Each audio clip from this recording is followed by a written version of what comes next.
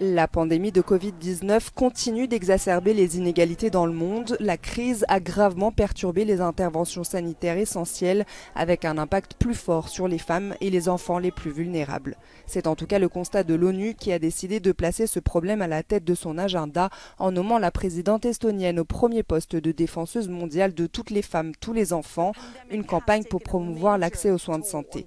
Pour Kersti Kaljulaid, c'est l'un des plus grands défis des prochaines décennies. Il est évident que pendant cette pandémie, ce sont les plus faibles qui souffrent le plus, explique la défenseuse de l'ONU.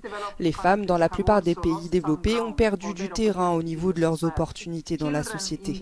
Les enfants des pays développés, qui ont besoin d'aide avec les programmes d'alimentation scolaire par exemple, ont perdu l'accès à ce type de programme car nous nous sommes précipités pour en fournir d'autres, explique-t-elle. Imaginez maintenant des femmes et des enfants qui étaient en situation encore plus précaire avant la pandémie. Ils perdent eux aussi du terrain, mais pour eux, ce pourrait être une question de vie ou de mort.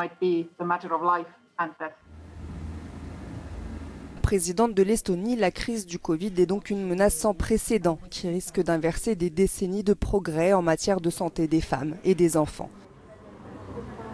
Depuis le début de l'épidémie, la violence contre les femmes s'est intensifiée dans le monde entier. La pandémie a aussi réduit l'accès aux services de santé pour les femmes, notamment en gynécologie et obstétrique. La crise sanitaire a également dégradé les conditions de travail des femmes, ainsi que leur santé physique et mentale, et empêché de nombreux enfants d'aller à l'école.